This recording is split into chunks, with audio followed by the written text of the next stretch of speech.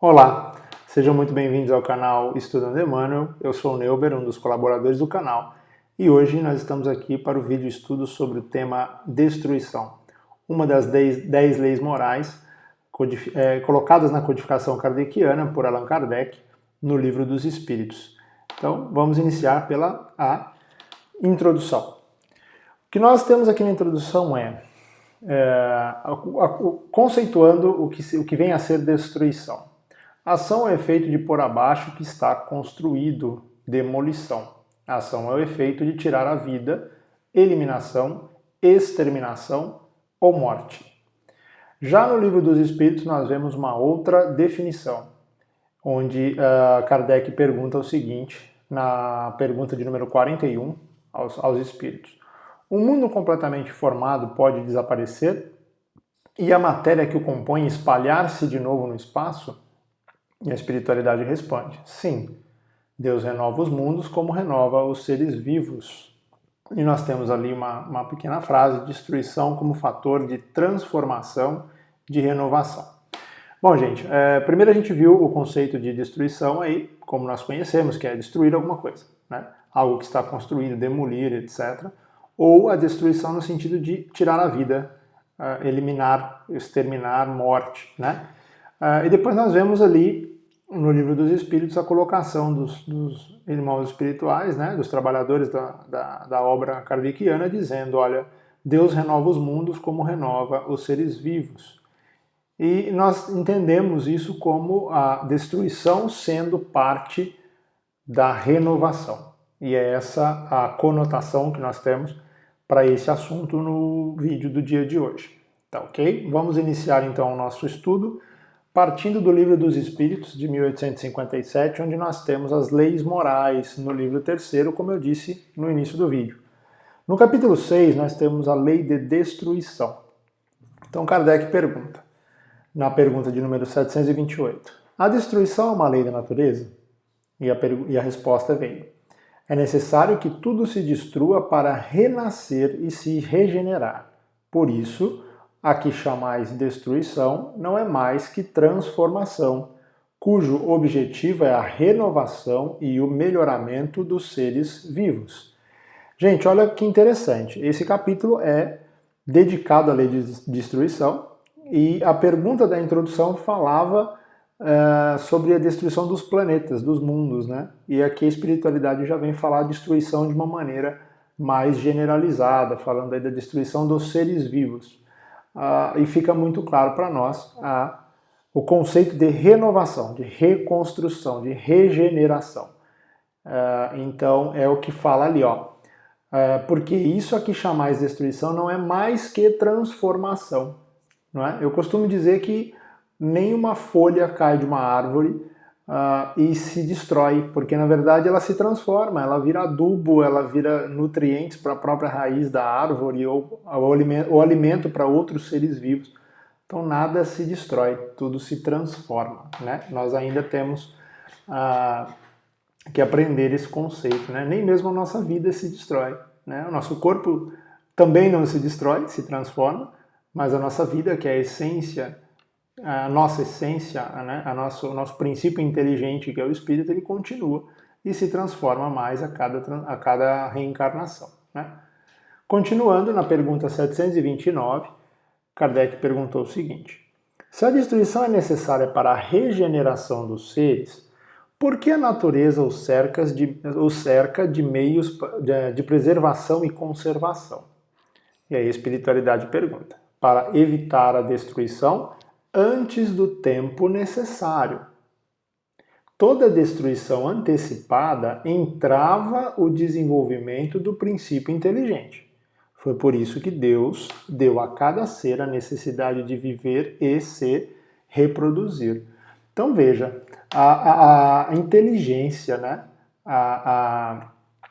da divindade, né, todo o cuidado de Deus, da espiritualidade conosco, no sentido de existe um momento certo para a destruição. Né? A destruição não pode ser larga e à vontade. Ela tem um determinado tempo para acontecer para que haja a regeneração. Então, bem interessante. Né? Próximo item, na pergunta 760, Kardec pergunta o seguinte: a pena de morte desaparecerá um dia da legislação humana? E a resposta foi: a pena de morte desaparecerá incontestavelmente, e a sua supressão assinalará um progresso da humanidade. Quando os homens forem mais esclarecidos, a pena de morte será completamente abolida da Terra. Os homens não terão mais necessidade de ser julgados pelos homens. Falo de uma época que ainda está muito longe de vós. Gente, olha que interessante, quando nós falamos da pena de morte, né? Se nós olharmos para o Evangelho do Cristo, em momento algum a gente vai ver uma condenação à morte ali, né? Na verdade, a gente vê o contrário, né? Perdoai 70 vezes 7. Se alguém te bater na face direita, ofereça também à esquerda. Se alguém te pediu a roupa de cima, você tira de baixo e dá também para a pessoa. Se pedir para andar 10 passos, você anda 1000. Então, assim, Jesus nos trouxe, né, a paciência, o perdão, o amor ao próximo como lei principal, né? E a pena de morte que ainda existe em alguns países é exatamente o contrário disso, né? É o homem julgando o homem. E olha que interessante, ele fala que os homens, quando os homens forem esclarecidos, a pena de morte será completamente abolida, né? E olha que interessante, os homens não terão mais necessidade de ser julgados pelos homens. Como é isso, né? Como é que a gente pode ter um planeta, pode ter uma vida em que não haja a necessidade do julgamento? Quando todos nós sabemos das nossas responsabilidades entre o bem e o mal, quando nós deixarmos de fazer o bem, ou o mal, desculpa, pensarmos somente no bem do próximo, do semelhante e o nosso mesmo, nós teremos a maturidade necessária para que a gente não precisa mais ser julgado pelos próprios homens, né? Não há essa necessidade mais. Nós mesmos, por nossa consciência, estaremos aptos a nos julgar e saber onde erramos e melhorar, né? Então é bastante interessante a gente ver esse conceito e falo de uma época que ainda está muito longe de vós, mas nós sabemos que existem planetas muito mais evoluídos onde esse tempo já chegou, né? E deve ser muito bacana, né? A gente conviver sem o julgamento do outro, mas com o auto-julgamento e trabalhando sempre para a evolução. Vamos para o próximo item. Próximo item a gente foi buscar no Evangelho segundo o Espiritismo de 1864. Capítulo 2, Meu reino não é deste mundo. O ponto de vista. E diz o seguinte, no item 5. A ideia clara e precisa que se faça da vida futura dá uma fé inabalável no porvir. E essa fé tem consequências enormes sobre a moralização dos homens, porque muda completamente o ponto de vista pelo qual eles encaram a vida eterna. Para aquele que se coloca pelo pensamento na vida espiritual, que é infinita, a vida corporal não é mais do que rápida passagem, uma breve permanência num país ingrato. As vicissitudes e as tribulações da vida são apenas incidentes que se enfrentam com paciência, porque sabe que são de curta duração e devem ser seguidos de uma situação mais feliz. A morte nada tem de pavoroso. Não é mais a porta do nada, mas a da libertação, que abre para o exilado a morada da felicidade e da paz. Sabendo que se encontra numa condição temporária e não definitiva, ele encara as dificuldades da vida com mais indiferença, do que resulta uma calma de espírito que lhe abranda as amarguras. Gente, por que a gente colocou esse ponto aqui do Evangelho segundo o Espiritismo no estudo da destruição? Né? Muitos de nós ainda nos apavoramos com a ideia da morte, né? Do fim dessa vida carnal aqui. E Kardec, lá no Evangelho segundo o Espiritismo, nesse item, vem nos dizer, olha, quem se coloca pelo pensamento na vida futura, ou seja, quem conhece, quem entende que aqui estamos só de passagem, que há uma vida verdadeira, né, do outro lado. Aqui nós estamos na Matrix, né, para quem assistiu o filme. E do lado de lá é a vida real. A gente começa a entender a morte de uma maneira diferente, né? Muitos dos slides que nós vamos conversar hoje estão nesse sentido, da nossa relação com a destruição da nossa vida, do nosso corpo, na verdade, né? Então nós vamos trabalhar bastante nesse conceito hoje, entender, né, tentar entender o máximo nesse conceito hoje. Então é interessante ele colocar aí que a morte nada tem de pavoroso, né? Na verdade, para o espírito é uma libertação. A gente volta para a nossa pátria real, né? Saímos dessa matéria grosseira que nós estamos aqui hoje para uma matéria bem menos pesada e com sensações potencializadas diferentes das que nós temos aqui por conta da obscuridade que os nossos próprios sentidos nos dão, né? Hoje nós dependemos do corpo para sentir algo que lá do lado de lá não é assim, né? Nós não precisamos. Então vamos para o próximo item. Pela primeira vez a gente trouxe um texto da Gênese, de 1968, que é mais um dos livros de Kardec, né? Um dos 5 principais livros aí da codificação kardeciana. No capítulo 3, o bem e o mal, nós temos a destruição dos seres vivos uns pelos outros. Então no item 20 diz o seguinte: a destruição recíproca dos seres vivos é uma das leis da natureza, a qual, à primeira vista, menos parece conciliar-se com a bondade de Deus. Pergunta-se o porquê da necessidade de entredestruição, para que uns se nutram à custa dos outros. Para aquele que não considera senão a matéria, que limita sua visão à vida presente, isso parecerá com efeito uma imperfeição na obra divina. Olha que interessante, gente. Eu vou fazer uma pausa aqui para a gente conversar um pouquinho. Olha que legal.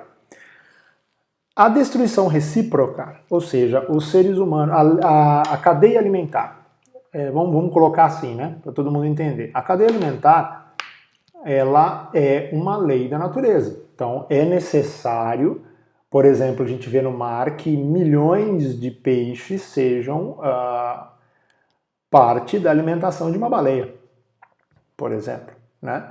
Ou, nossa, tantos exemplos, né? A gente vê aí uma lagartixa que se alimenta dos insetos e a gente vê milhões de insetos serem todo dia criados com uma vida bem curta para alimentar os pássaros e nenhum pássaro morre de fome, né? Morre de velho, morre de doença, mas não morre de fome.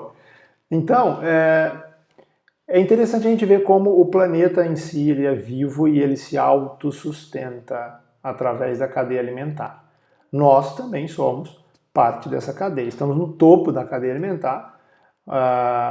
Volta e meia podemos também ser caçados por algum animal, né? Mas estamos aí no topo da cadeia alimentar e muitos de nós ainda nos alimentamos de carne animal, né? De subsídios animais, né? Da banha, por exemplo, de um animal, usada como óleo, ou mesmo da carne, né? E assim por diante. E ele coloca aqui, olha, para aquele que não considera senão a matéria e limita a vida dele aqui, na vida presente, ele acha que é uma injustiça, uma imperfeição. Poxa, como Deus pode ser tão justo e permitir que um ser se alimente de outro, que haja morte para alimentação e tal, né? Vamos ver o resto agora? Então é só para a gente conceituar onde a gente está. Poxa, se Deus é tão perfeito, por que ele permite a entredestruição, né? Vamos continuar lendo. É que, em geral, os homens julgam a perfeição de Deus por seu próprio ponto de vista. Sua própria opinião é a medida de sua sabedoria. E pensam que Deus não poderia fazer melhor do que eles próprios o fariam. Olha o orgulho, né, gente? Último item. Sua visão curta não lhe permite julgar o conjunto, e eles não compreendem que um bem real pode resultar de um mal aparente. O conhecimento do princípio espiritual, considerado em sua verdadeira essência, e da grande lei de unidade que constitui a harmonia da criação, é o único que pode dar ao homem a chave desse mistério, lhe mostrar a sabedoria providencial e a harmonia exatamente onde ele não enxerga senão uma anomalia e uma contradição. Gente, eu sou muito fã do livro A Gênese, porque ele é um livro que nos faz raciocinar muito, pensar muito. São textos por vezes muito difíceis, mas que nos leva ao raciocínio no crivo da razão. É muito bacana. Quem tiver curiosidade de conhecer o livro A Gênese de Allan Kardec, para mim, por conta do viés mais científico que ele tem, eu acho muito interessante, muito, me prende muito. E olha que interessante, quando nós vemos quando nós julgamos somente quando nós conhecemos, a gente acha que é uma injustiça a interdestruição, né? A cadeia alimentar.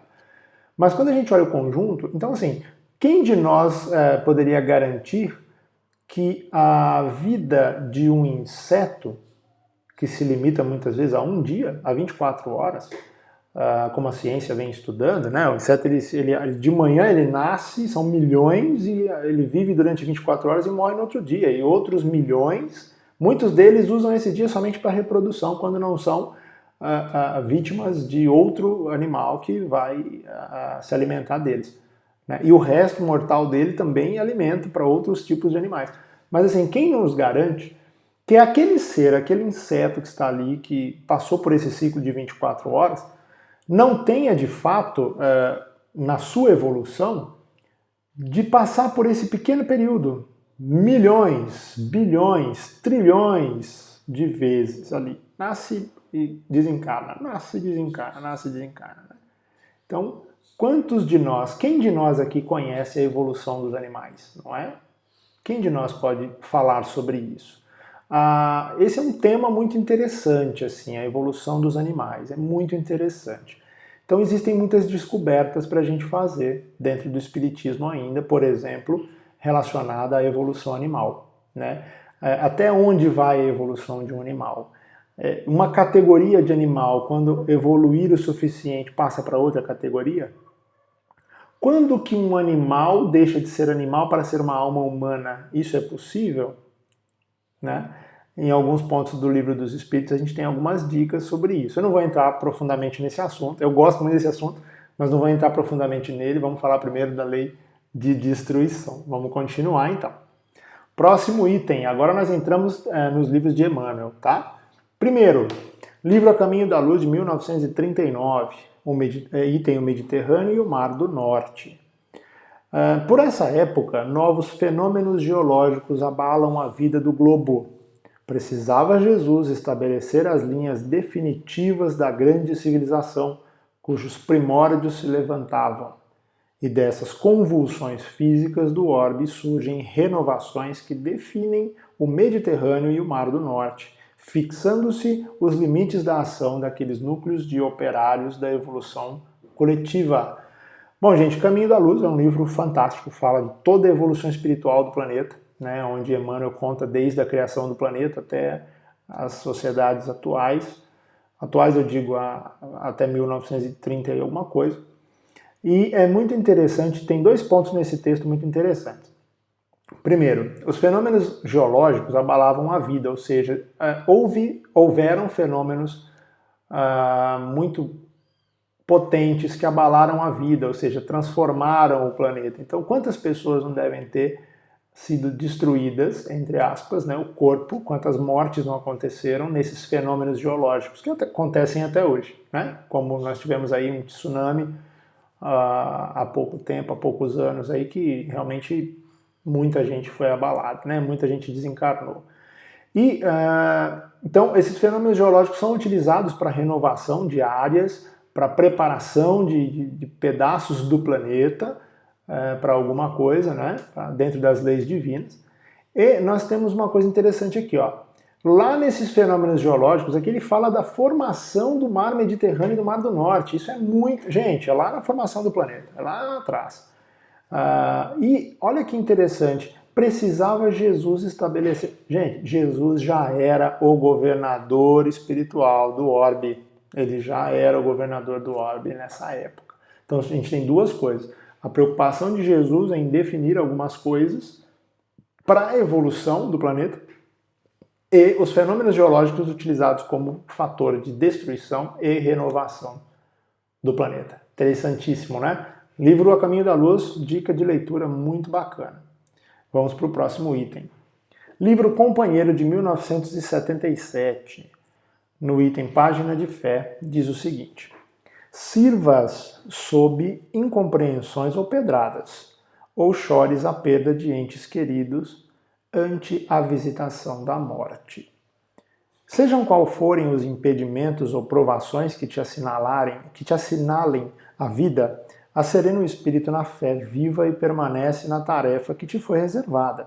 Porquanto, sempre que estejamos guardando paciência e confiança em nossos obstáculos, trabalho e servindo na prestação do auxílio para liquidar fraternalmente os problemas dos outros, Deus, em regime de urgência, liquidará também os nossos.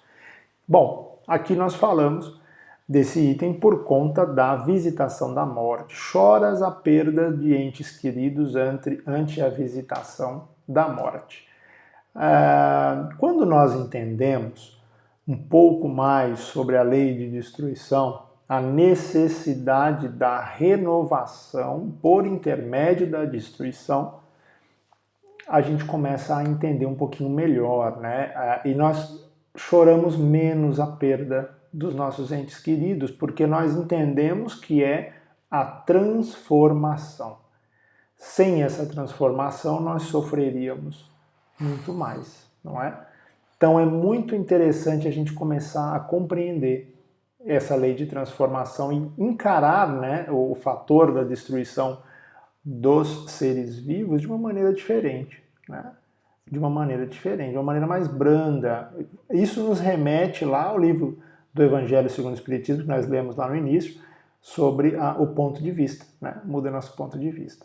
E depois Emmanuel, como sempre faz, nos dá ali uma lição, né, para que nós, perante os impedimentos ou provações, nós tenhamos fé viva, permanecer na tarefa que nós temos, paciência e confiança, trabalhar e servir na prestação do auxílio. Então Emmanuel sempre nos traz o caminho, né? Como nós devemos agir, não é? Sempre baseado no Evangelho do Cristo, mas Emmanuel com suas palavras sempre traz esse bálsamo para a gente, de como nós devemos permanecer e seguir em frente. Vamos para o próximo item. Livro Recados do Além de 1978, item Imortalidade. Vamos lá. Quando o suicida acordou no mais além, trazendo a chaga em sangue que abrira em si mesmo, gritou espantado para os céus: meu Deus, onde a morte em que entrei? Uma voz, porém, lhe respondeu aos ouvidos da consciência profunda: meu filho, sairás da morte tantas vezes quanto forem necessárias, mas da vida jamais. Gente, que lição! Olha, eu fico arrepiado quando eu vejo uma lição tão fantástica como essa. Aqui, Emmanuel nos toca sobre o assunto do suicídio, né? Lá no começo do estudo, nós vimos que existe a lei de conservação, não é? Meios de conservação e até instintos de conservação, sobre os quais nós estamos aí sendo afetados o tempo todo, para que nós não tenhamos a destruição antes do tempo, não é? E olha aí, quando nós infringimos essa lei e nos autodestruímos antes do tempo. Nós não morremos, não existe a morte, a destruição definitiva, existe a transformação. E nós forçamos uma transformação antes da época, então nós vamos sofrer. E olha que lição quando nós ouvimos: meu filho, você sairá da morte tantas vezes quanto forem necessárias, mas da vida jamais. A vida não se extingue, não é? Se extingue o corpo, a tarefa, se extingue a fase, mas não a vida. Então, é uma ótima lição, né, para nós aí pensarmos sobre o suicídio. Próximo item, livro Inspiração, de 79. Item seguindo adiante, diz o seguinte: haja o que houver, trabalha na edificação do bem e segue adiante. Reflete na semente, vencendo os obstáculos do solo para desabrochar com a finalidade de servir. Medita na árvore podada, melhorando a produção que lhe é própria. Dor, na maioria das vezes, é o tributo que se paga ao aperfeiçoamento espiritual. Problema é desafio indispensável ao aprimoramento do raciocínio. Dificuldade mede eficiência. Ofensa avalia a compreensão. A própria morte é nova forma de vida. Pessoal, esse item também é muito interessante, né? Emmanuel nos traz ali um exemplo da árvore, quando ela é podada, ou seja, nós podemos associar a poda a uma destruição parcial, mas uma destruição, e ela melhora a produção quando ela é, né, podada. E ele nos coloca aqui a interessante posição da dor. A dor é um tributo que a gente paga para aperfeiçoar, é como se fosse um imposto. A gente paga um imposto para nós mesmos quando nós temos a dor, para que nós nos aperfeiçoemos. Depois ele fala, problema é desafio indispensável ao aprimoramento do raciocínio. Gente, quanto mais problemas você tiver, melhor você vai, mais inteligente você se torna. Porque você tem que achar saídas e tem que lidar com as suas próprias imperfeições, com os seus preconceitos e trabalhar em cima de melhorar o raciocínio. Quanto mais difícil, mais eficiente nós nos tornamos. Quanto mais ofensa, mais nós devemos ter a compreensão. E aqui, indo exatamente de encontro à lei de destruição, nós temos a frase: a própria morte é a nova forma de vida. Tudo se transforma, né? Muito bacana. Vamos para o próximo item. Livro Amigo, 1979. Item anti-suicídio. Se a ideia do suicídio alguma vez te visita o pensamento, reflete no infortúnio de alguém que haja tentado inutilmente destruir a si mesmo, quando pela própria imortalidade está claramente incapaz de morrer. Na hipótese de haver arremessado um projeto sobre si, ingerindo esse ou aquele veneno, recusado a vida pelo enforcamento ou procurado extinguir as próprias forças orgânicas por outros meios, indubitavelmente arrastará consigo as consequências desse ato, a se lhe configurarem no próprio ser na forma dos chamados complexos de culpa. Mais uma vez, gente, falando sobre o suicídio. O suicídio é um assunto bastante interessante da gente estudar, porque nós temos aí bastante material para estudar. Talvez se torne um vídeo estudo só sobre isso um dia. Eu acho muito bacana a gente falar sobre esse assunto. E olha só, ele nos diz o seguinte: se algum dia você for pensar em suicídio, pensa naqueles que tentaram e que se acharam vivos do outro lado, descobrindo que não há como, né, se realizar a destruição da vida, somente do corpo. E ele fala depois que, assim, indubitavelmente, ou seja, não tem outro jeito, a gente vai levar conosco, se a gente fizer um ato desse, se a gente atentar contra a própria vida, né, nós vamos levar conosco essa culpa e muitas vezes problemas físicos nas próximas encarnações e mesmo no perispírito, destruindo muitas vezes áreas do perispírito quando na vida espiritual, por conta desses problemas, né? Nós temos muitos casos de, por exemplo, uma pessoa que toma um veneno e que depois reencarna, quando reencarna com problemas respiratórios assim terríveis, por destruição da faringe, da região do estômago, muitos outros que podem se retirar da vida física por intermédio de um tiro no crânio e depois nasce com problemas mentais, muitas vezes muito complicados, né? Então nós sabemos aí da lei de causa e efeito. É importante a gente lembrar sempre disso e orientar as pessoas que porventura possam ter alguma ideia de suicídio sobre as consequências, né, desse tipo de ato. Nada mais é do que a justiça divina trabalhando, né? Nós temos de ter fé, temos de acreditar na providência e seguir em frente, sempre, né? Vamos lá. Próximo item, livro Ceifa de Luz, de 1979 também, item 31, aflição. Cada criatura retorna à Terra com a aflição que lhe diz respeito às lides regeneradoras. A aflição que nos expressa o passado renascente ou nos define o débito atuante na contabilidade divina. Aqui é a enfermidade que o tempo trará inevitável, quando precisa, no campo de nossos impulsos inferiores. saibamos valorizar a nossa oportunidade de crescimento para um mundo maior, abraçando na aflição construtiva da jornada o medicamento capaz de operar-nos a própria cura ou o recurso suscetível de arrojar-nos a mais altos níveis de evolução. Não bastará sofrer, é preciso aproveitar o concurso da dor convertendo-a em roteiro de luz. Talvez nós voltemos a falar sobre esse assunto quando nós formos abordar outros assuntos aqui dos nossos estudos, né? A aflição ou os aflitos. Mas é interessante a gente entender aqui sobre a destruição no sentido de retorno à Terra. Então, há a destruição da vida, do corpo, né? E há o retorno. E muitas vezes o retorno nos traz muita aflição, né? E como lidar com essa aflição? Da melhor maneira possível, aproveitando isso como concurso de melhora sempre, né? Paciência e etc. Então são itens que a gente vê que se complementam, né? Quando Emmanuel nos coloca aí. E muito interessante, né? Muito interessante mesmo. Vamos para o próximo item. Livro de Respostas, 1980. No item A Resposta da Árvore. Certo promicultor surpreendeu-se lamentando ao pé de grande laranjeira. E meus prejuízos? Meu dinheiro? Como recuperá-lo? Quem fará isso por mim? Assombrado, notou que a árvore lhe respondeu.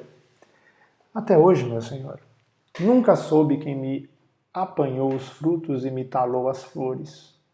Quem me decepou os ramos e levou para longe as minhas essências.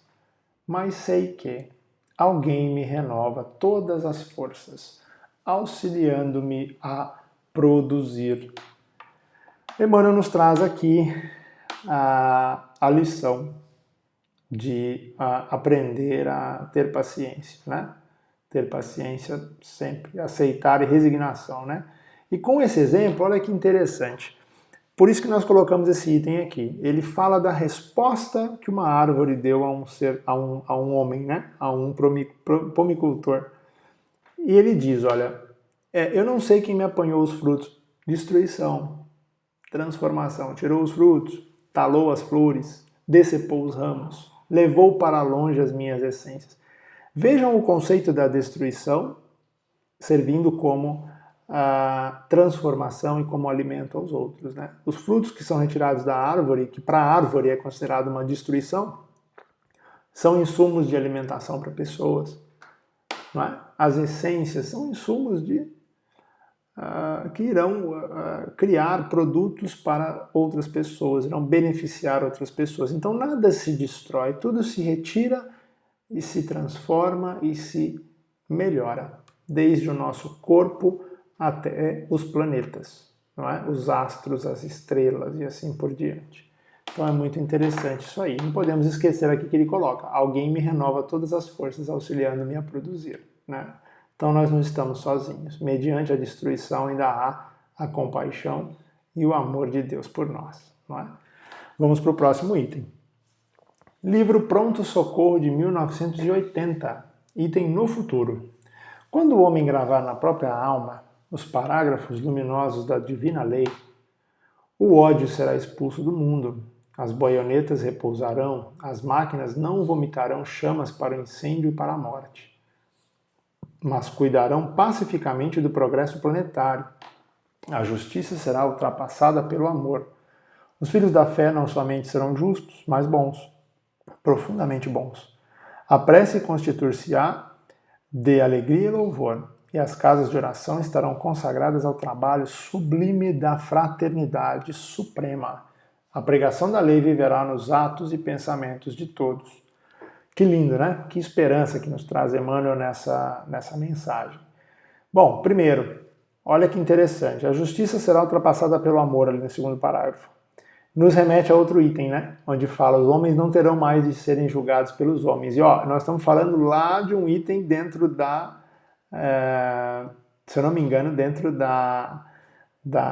do Livro dos Espíritos, quando nós falamos lá da lei de destruição lá dentro. Olha como Emmanuel está absolutamente alinhado com a obra kardeciana sempre, né? E aqui ele nos fala sobre as transformações que nós seguiremos. né? Que nós fatidicamente um dia teremos essa sociedade assim, né? Melhor. E olha que importante isso, as casas de oração estarão consagradas ao trabalho sublime da fraternidade. Então, são os nossos centros espíritas trabalhando para atender aos nossos irmãos, né? Na fraternidade, levando alimento, levando alento, levando a caridade moral, levando a material também, e isso todas as casas de oração, né? Então você vê, não depende da religião, mas depende de aonde se juntarem mais de um homem em favor, em nome do Cristo, nós temos sempre de nos lembrar da fraternidade. Vamos para o próximo item, então. Livro Irmão, de 1980. Muitas vezes diz-nos o Senhor, o reino de Deus está próximo. E até hoje, milhares de criaturas aguardam-lhe a vinda através de espetaculosos eventos exteriores. Muitos esperam-nos por intermédio de cataclismos inomináveis e mentalizam telas fantasmagóricas, incompatíveis com a divina misericórdia que nos preside os destinos. Trovões ribombando no firmamento, maremotos e terremotos, raios destruidores a se derramarem do céu, multidões amotinadas promovendo devastação e ruínas, fluidos comburentes na atmosfera, transformando-a em fogo devorador, bombas fulminantes aniquilando nações inteiras. E contam quase sempre com o robusto e o fantástico para que se sintam no portal da grande transformação. O reino de Deus está próximo, sim, mas antes de tudo em nossa capacidade de construí-lo dentro de nós, através do céu que possamos oferecer à alma do próximo. É por isso que Jesus igualmente foi positivo e justo quando afirmou: quando se vos disser o reino de Deus permanece ali ou acolá, não acrediteis, porque em verdade o reino de Deus está dentro de vós. Gente, é muito interessante esse item, né? Muito bacana. Por quê? Porque muita gente ainda espera realmente uma transformação no planeta de um dia para o outro, né? Com destruição. Olha como inconscientemente as pessoas entendem que a destruição faz parte da renovação, né? Só que nesse sentido aí não vai acontecer isso, né? Tudo na natureza exige paciência e tempo. Tudo na natureza exige paciência e tempo. E nós controlamos o tempo da nossa forma humana, né? Então, o que é uma hora, o que é um segundo, o que é um ano para nós, para a espiritualidade não interessa. O tempo não é contado como nós contamos, né? Nós contamos o tempo em função do movimento do planeta Terra em relação ao Sol e etc. E a espiritualidade não. Então, um ano para a espiritualidade pode ser um segundo para nós. Nós não sabemos. E o tempo é totalmente diferente daquilo que nós acreditamos, né? Nós vivemos um instante, nós temos um instante. Mas a espiritualidade é diferente, né? Então, tudo na evolução exige tempo e exige paciência. Então, nós temos de esquecer dessa coisa bombástica aí, dessa gênese planetária violenta e aquele julgamento e espíritos jogados para o inferno, outros para o céu, outros para o purgatório. Gente, todos nós temos o reino de Deus dentro de nós. Basta que nós olhemos para dentro e despertemos isso. E qual que é a maior lição do Evangelho do Cristo e dentro do Espiritismo também, que nada mais é do que o Evangelho redivivo. Amar ao próximo, servir ao próximo e amar a Deus. É só isso. Se nós fizermos isso, nós vamos encontrar esse reino de Deus dentro de nós muito mais cedo. Não é? Vamos ao próximo item. Livro Nascer e Renascer, de 1982. Item 11. Enriquece o teu dia. Cada dia é uma reencarnação simbólica para nós outros, no círculo das lutas purificadores da Terra. Não te esqueças de semelhante verdade, se desejas realmente preparar o coração para a vida imperecível. Não desperdices a riqueza dos minutos na indiferença, na teimosia, no isolamento ou na inércia. Cada vez que o sol renasce no horizonte, é possível melhorar o padrão do próprio entendimento com os familiares, auxiliar ao próximo com mais segurança, amparar a natureza com a mais alta compreensão. Hoje é nova oportunidade, a fim de renovar-nos quanto possível para o infinito bem. Planta uma árvore amiga e mais tarde recolher-lhe-ás o tesouro das bênçãos. Aceita o desafeto de ontem, oferecendo-lhe simpatia em um futuro próximo. Terás um irmão compreensivo e devotado. Gente, esse item ele fala muito sobre a transformação e a oportunidade nossa de cada dia, um item muito feliz, né, que nos traz uma conscientização. Gente, cada dia é uma oportunidade nova, é uma reencarnação nova. Vamos fazer o melhor com o dia que a gente tem, né? Muito legal. E sempre a oportunidade de renovar-nos. Então pensem na lei da destruição como sendo o dia de ontem foi destruído, ele acabou, ele passou. Não tem retorno, ele se transformou num novo dia. É uma nova renovação, é uma oportunidade de renovação, né? Legal, vamos para o próximo slide. Livro Paciência, de 1983. Não raro, ouvimos respeitáveis representantes das comunidades terrestres reclamando líderes capazes de conduzi-las à concórdia e ao progresso, sem ódio e sem destruição. Justo, no entanto, não esquecer que a Terra conhece os líderes de todos os líderes humanos, né? Habilitados a guiar as coletividades para o reino do bem. Importante refletir que ele transportava consigo a própria grandeza sem mostrar consciência disso. Não colheu da vida mais que o necessário à própria sustentação. Gente, aqui nós temos dois conceitos bacanas, tá? O primeiro é que nós gostaríamos de ter líderes que não permitissem mais o ódio e a destruição. Mas, gente, nós ainda somos pequenos, nós ainda somos muito atrasados e precisamos da destruição como a ferramenta de progresso ainda, né? Então, por exemplo, em alguns pontos, algumas guerras, alguns conflitos armados, a morte de muitas pessoas, de muitos soldados, ainda faz parte da nossa evolução. Muitas vezes são necessárias. Então nós temos aí soldados que na Primeira Guerra Mundial fizeram muito mal a outras pessoas que vieram na Segunda sofrer as consequências de seus atos, como sendo judeus perseguidos pelo nazismo. Muitos ainda na região lá da Síria, no Oriente Médio, ainda estão em provação por ações anteriores, e essa destruição e renovação ela é necessária, até que nós consigamos pagar todas as nossas dívidas com a divindade, principalmente com o próximo, não é? E ele nos diz aqui uma outra coisa interessante, ó. Jesus esteve aqui, é o líder de todos os líderes,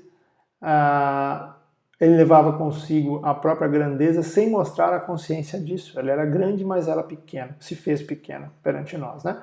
E olha só, não colheu da vida mais que o necessário à própria sustentação.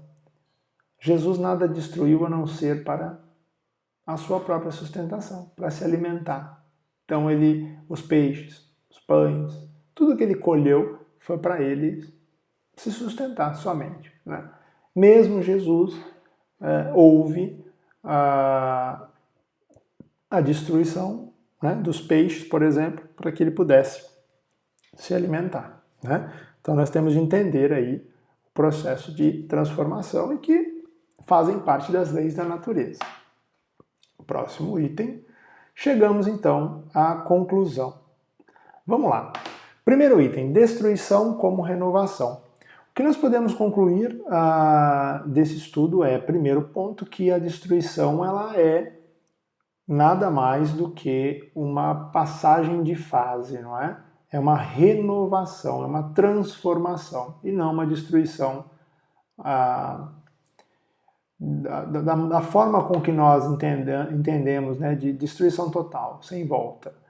Nada é destruído, tudo é transformado, né? O item 2, vida futura. Então, nós vimos aí o ponto de vista lá no Evangelho segundo o Espiritismo, nos mostrando que quando nós nos colocamos na vida futura, nós começamos a entender a necessidade da destruição, sim, para que novas oportunidades se façam presentes, para a gente poder evoluir, né? 3, destruição entre os seres. Nós falamos lá da cadeia alimentar. Realmente, por enquanto, é necessário. Graças a Deus nós não temos mais no nosso planeta a necessidade de matar seres humanos, de destruir seres humanos para nos alimentar, né? Essa fase foi lá nos primórdios do planeta e hoje já não é mais necessário, mas nós ainda praticamos aí os atos de destruição animal, infelizmente, né? Ainda estamos sujeitos a isso.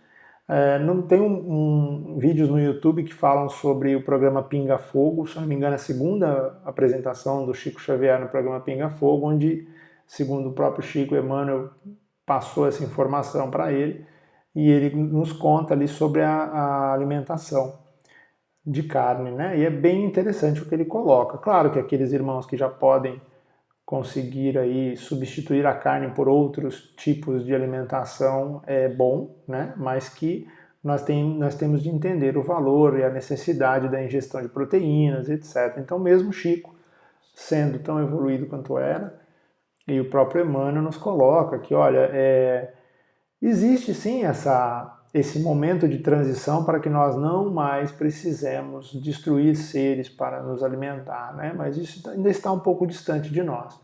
Então ninguém aqui que se sinta a